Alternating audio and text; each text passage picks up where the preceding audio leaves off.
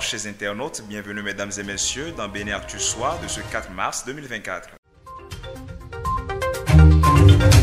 Sans plus tarder, une délégation des douanes nigériennes est en visite officielle au Bénin depuis hier dimanche 3 mars. Cette visite qui va durer jusqu'au 9 mars entre dans le cadre des discussions sur le projet d'oléoduc qui relie les deux pays. L'infrastructure dont la capacité est estimée à 90 000 barils de pétrole par jour va acheminer le précieux liquide d'Agadem au Niger vers la station terminale de Semenkoudji. C'est donc un enjeu important qui fait objet de discussion entre les deux États jusque-là opposés sur la question de l'ouverture des frontières. 5 hauts gradés des douanes nigériennes sont en charge de cette mission, dite d'opérationnalisation de la station terminale, qui sera constituée de séances de travail, de rencontres ainsi que de visites de sites pour la prise en compte des préoccupations des deux États partenaires.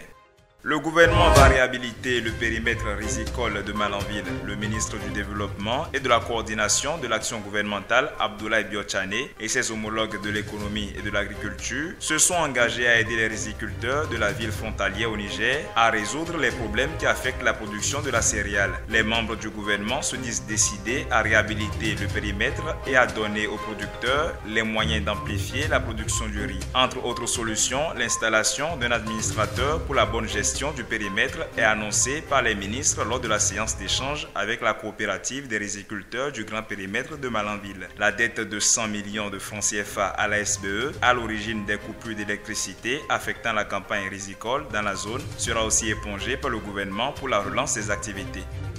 Une autre bonne nouvelle, cette fois-ci en sport, l'athlète béninoise Noélie Yarego décroche la médaille de bronze du 800 mètres dames aux mondiaux d'athlétisme en salle à Glasgow. Arrivée deuxième en demi-finale, où elle a battu son chrono personnel et record en salle de France du 800 mètres, elle s'est finalement hissée sur le prestigieux podium avec l'Éthiopienne Tsige Dougouma et la Britannique Gemma Riki, arrivées respectivement première et deuxième. C'est la première fois de l'histoire que le drapeau béninois franchit la marche du podium pour les mondiaux. Félicitations à l'Amazone. Mesdames et messieurs, ce sera tout pour Bénin Actu Soir de ce 4 mars 2024. À demain pour un autre numéro.